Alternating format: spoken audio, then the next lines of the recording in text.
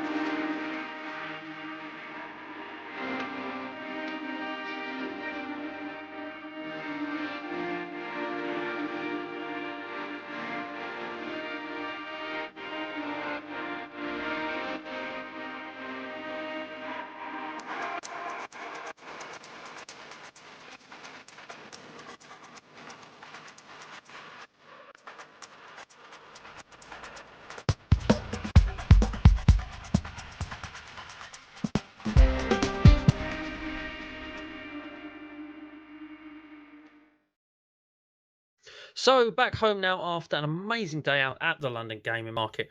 Really enjoyed myself, and like I said in my intro, for me it was largely about the social today, getting the chance to meet up and catch up with some friends of mine and fellow YouTubers, and just generally have a good old chat whilst game hunting. It was so much fun, and it's what it's all about. Absolutely, really loved today and enjoyed myself. One thing I forgot to mention in my intro was what the collection was standing at going into the market, and before the market it was standing at 991. Off the back of Norwich CX it made it to 990, but one more game has sort of gone in the to be filmed pickups pile, so that's been added to the total, and we went into the gaming market on 991 Xbox 360 PAL games. Obviously going as late as I did kind of have a little bit of a worry about how well I was going to do, but I always remain optimistic, and hopeful. And I've left with a little pile of games, as you can see here. They've been staring at you on screen this whole time. Now, 3 are power games, so that's going to bring us up to 994, ever creeping up on that 1000th game. It's happening real soon. But there is a 4th game to show you as well. I did pick up a Japanese game, so we're going to chuck that in there as a little bit of a bonus for you. But anyway, let's go through the games now, and as per usual, they are in ascending price order, except the Japanese game, which will be last. So first up, yep, let's talk about Lego Marvel Superheroes. As you'll see, it's only £3. This is a re-addition to the collection because, unfortunately, whilst doing my achievement from every game I own thing, got to Lego Marvel Superheroes, and it was one of those discs that flashed up unrecognised. It didn't work for some reason, even though it looked fine. So I saw it at £3. I've had it out of the plastic, by the way. I just put it back in for the purposes of the video. The disc on this is absolutely mint, so there's no reason why it shouldn't work. There is a manual in there, but like I said, I've got a copy that doesn't work, so case and manual, I can Frankenstein the best out of the two. But £3 is no money, to be honest with you, and it's just nice to have this back in the collection and plug that Lego hole that is Marvel Superhero. So we got that one done. Next up, we picked up off a stall Resonance of Fate. And I wasn't unsure of this, as to whether I had it or not. But good old list on phone always saves the day in these cases, because it did with the next game as well, actually. So I saw this in a box on the stall, and I saw the price on the side there at £5. So after I checked to see whether I needed it or not, and I did need it, and I must admit, I did have a look at CX app. It's £8 in CX. They wanted a fiver for it. It is nice and complete. It wasn't in a plastic wrapping, so I could have a nice look at it. Nice, clean, crisp manual as well. Clean, crisp manual there as well. Not been attacked by game, which is what we always look for. But even it had a sticker on, you know what I say, it doesn't matter to me. As long as it's in there, I want the manual. Nice, clean disc. No scratches on it. I've got no worries about that not working. That should work perfectly well. But nice to tick this one off the list. It's one of those games that I don't rarely see in any of the CXs, certainly local to me, and on my trips I don't think I've actually come across a copy of this game yet, because I've seen it in CX at £8 and I needed it on these videos. I'd have already picked it up by now. But nice to have Resonance of Fate, and just looking at the artwork, actually I kind of really like that. Nice action shot, that. Anyway, next up, this is one I was unsure of. I'm pretty sure there's a game that I do have that has sort of a similar looking front cover. Anyway, this is Shadows of the Dam. Now, it wasn't priced on the stall, and I kind of knew that this was a £12 game in CEX, and after I checked my phone 2 or 3 times, because again, I was kind of recognising the cover, but my list is in alphabetical order, and I don't have Shadows of the Damned on there, so I thought, well, I must need it then, and absolutely I do need it. So, no price on it. I asked the guy, and in my head, I was thinking if it's £10 or less, I'll pick this up. If he asks for more, it can't be much more, and I'll offer him a tenner. But anyway, he just went to me, that just £10 on that one, that's all I want. And I was like, that's fine, mate, I'll take that. Because I'd already inspected it before. I'd asked. Yeah, for some reason, someone's written O2 on them. Perhaps they really like the arena, I don't know. But yeah, it's obviously been a pre-owned game in a store somewhere, and that's their system of trying to find the disc, I don't know. But nice, clean, crisp manual again. So it won't game because I haven't attacked it. But yeah, apart from that little bit of writing on there, I can take that off if I want, but it doesn't really bother me. Yeah, flip the disc over before I bought it as well. Nice, clean disc as well. And just really pleased to have this one, actually. So pleased to, I picked up Shadows of the Damned, and it ticks that one off the list. And another cover art, which I do actually really like. What game is it that looks like this? If you think you know, check in the comment section below. But it's at the, yeah, I can't think of it right now. But there's a cover. I'm sure there's another cover art that looks very similar to that. Anyway, that's the £3 games that we ticked off the list and got us up to 994. And the bonus game, in fact, it was right early in the footage. It wasn't just early in the footage. It was the first bit of footage I took in the market. I'm looking out for the Japanese exclusives. So when I saw this at £10, I must be honest with you, I have no idea if that's a good price. But the way I saw it is, it's a Japanese exclusive for £10. It's probably one of the visual novel games. That's all I can sort of glean from the images on the back.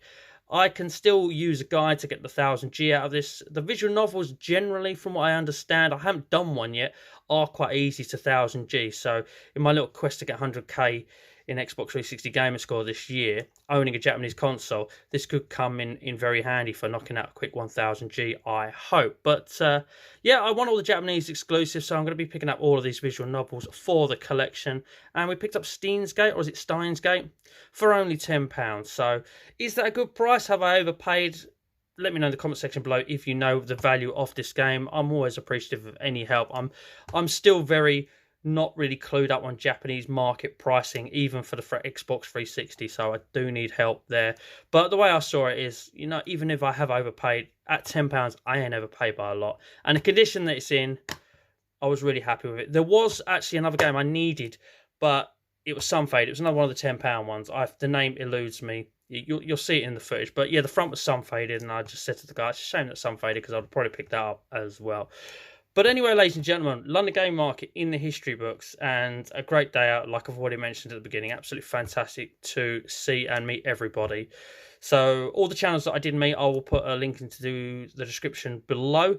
I met up with, I'm going to try and remember them all, but I'll probably forget someone. So I did definitely meet up with Sega Zombie, Scott Sega Zombie. Always great to see Scott. Champion 2D Rob. I also met Alex U-Star Gamer. He was there as well. Martin the Hobby Lodge, first time I've met Martin the Hobby Lodge, so I revealed myself to him today and met his son as well. It's always nice to see those two. Cinny Steve was there, Tooty was stalling, came all the way down to London to stall out today, so Tooty was there as well. Do you know what, I probably forgot someone, so I will apologise now, but like I said, anyone that I met in the description below, awesome day out, absolutely brilliant. Wow, what a day. Anyway, ladies and gentlemen, time to wrap this video up. If you have enjoyed it, please do hit a thumbs up. That would be awesome. I like it when you do that, and so does YouTube. So thank you very much in advance if you do that.